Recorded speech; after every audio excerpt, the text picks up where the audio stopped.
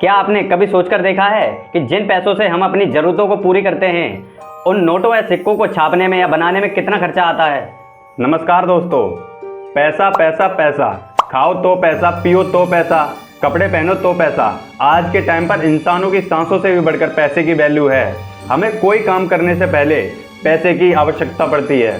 क्या आपने कभी सोचकर देखा है कि जिन पैसों से हम अपनी ज़रूरतों को पूरी करते हैं उन नोटों या सिक्कों को छापने में या बनाने में कितना खर्चा आता है। तो चलिए जानते हैं इन्हीं सवालों के जवाब आज के इस वीडियो में।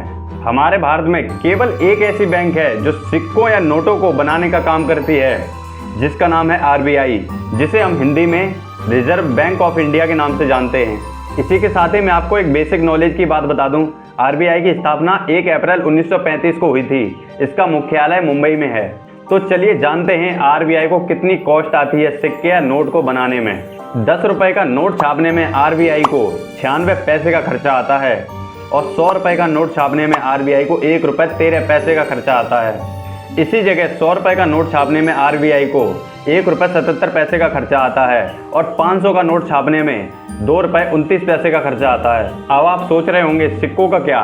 सिक्के को बनाने में और भी ज़्यादा RBI को खर्चा होता है, क्योंकि ये मेटल के बनते हैं। 1 रुपये के सिक्के को बनाने में 1 रुपये 11 पैसे का खर्च होता है। अपनी ही कीमत से ज़्यादा लागत लगती है इसे बनाने में। और 5 रुपये का सिक्का बनाने में 3 रुपये 69 पैसे का खर्चा आता है। इसी जगह 10 के सिक्के को बनाने में 5 रुपये 54 पैसे का खर्चा आता है RBI को। इसके पीछे एक कारण है लाइफ स्पैन, जीवन काल। आज बनाए गए सिक्कों को हम 100 साल बाद भी यूज कर सकते हैं।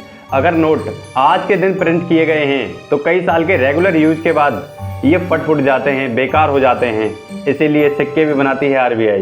वीडियो के साथ ही एक इंटरेस्टिंग क्वेश्चन, RBI ने सबसे पहले कौन सा नोट छापा था?